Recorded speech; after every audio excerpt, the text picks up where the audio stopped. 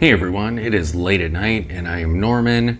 A long time ago now, I encountered a video that was sort of a person on the street type of video, talking to various people that, if I remember correctly, were in the fashion industry, and they were discussing the watches that they happened to have on at the time. And I remember walking away from that video kind of surprised at how pedestrian all the watches were. If I remember correctly, among the pieces that were on their wrists were a moon watch, an Explorer, I think there was a Reverso, which is cool, but also pretty well known, pretty mainstream. And I feel like celebrity watch spotting is kind of similar to that. There's a lot of repeat offenders, just a lot of various blinged out pieces or show off pieces, but by the same brands. Rarely are there any pieces that are actually interesting or compelling. Tonight we're doing some celebrity watch spotting. Let's see if we can find something that's intriguing. Spoiler alert, there are a couple, so let us begin.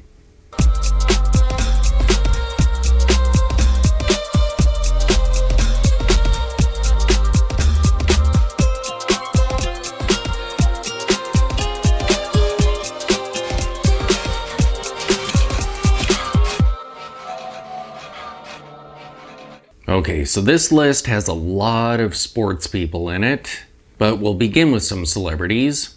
And the first watch spotting comes to us from Rob Report, where we see a photo of JayZ wearing a Jacob & Co. Bugatti watch. JayZ is the first person to own Jacob & Co.'s bonkers Bugatti Tourbillon. JayZ just loves being the first to flex a fancy Jacob & Co. watch. The latest collab is different in that it emulates the actual automotive machinery. The 52mm black titanium case evokes the exterior of the Tourbillon, with the front grille flanked by two cooling inlets. The case sides also showcase two large sapphire openings that mirror the car's windows, while the retrograde hour and minute indicators resemble its tachometer and speedometer. Even the winding crown mimics the ride's control knobs. The functioning engine is the pièce de résistance, though. The V16 is an operable mechanical automaton made from a single piece of sapphire. It houses 16 cylinders and 16 titanium pistons that are driven by a single-axis crankshaft. When the automaton is activated, the crankshaft spins and the 16 cylinders move up and down. And the next watch spotting comes to us from Time and Tide Watches, and this is from way back during election season, where a certain vice presidential candidate was wearing a Murph, as seen in this picture. This particular piece is a 38mm watch with the H10 movement in it. It has 100 meters of water resistance and retails for just under $900. And I've actually tried on a Murph during one of my trips to Seattle, and it was shockingly brilliant looking.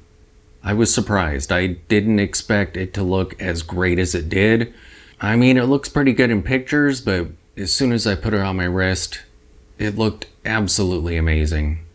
This one's a little bit different. It's a watch in a movie, but still watch spotting, right? This one comes to us from Watch Pro site, and it's a Hamilton Linden as seen in the movie Jaws. Sheriff Brody wears a Hamilton Linden. The Linden was introduced in 1953 and produced for 2 years. That was 20 years prior to the release of the movie. Similar to someone wearing a watch from 2001 in a movie today.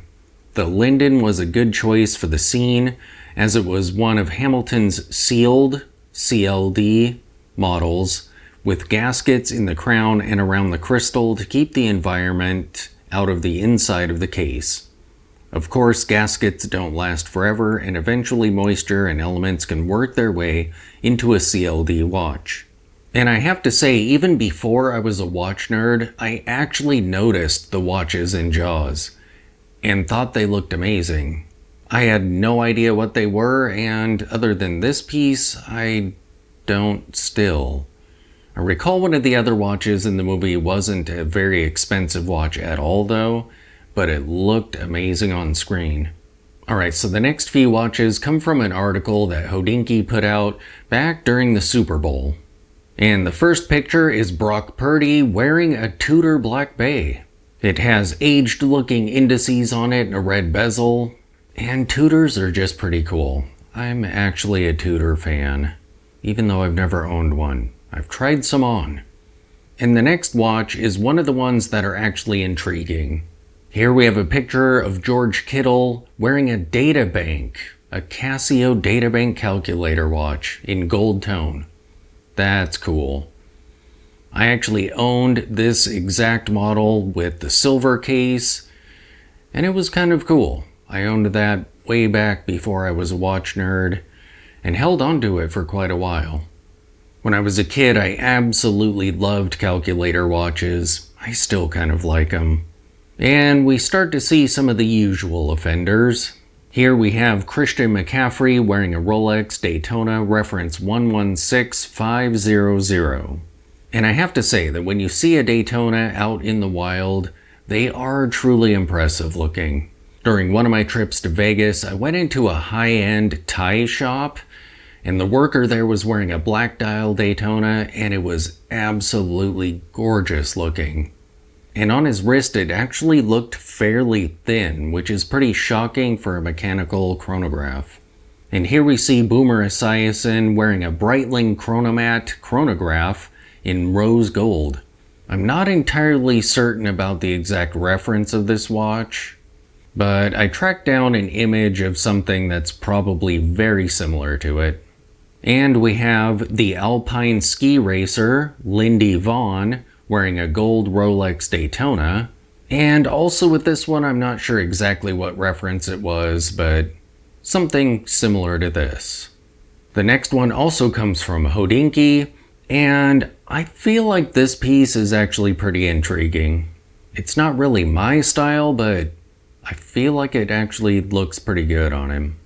And this bit of watch spotting was Usher wearing a vintage Piaget watch. And it's one of those bracelet style watches, so the strap is the same width as the watch itself. The dial is blinged out, and the bracelet also has kind of a blingy appearance to it, even though it's just gold links. But as you can see in this picture, it doesn't look bad. And the final watch in my list comes to us from Hodinkee as well. This is Roger Federer wearing a yellow gold Rolex Le Mans Daytona. And you can kind of see in this photo how fairly thin the watches look. And wait a minute, this guy's crotch is a Rolex? How did that happen? So there you have it, some interesting celebrity and athlete watch spotting. Thanks for watching.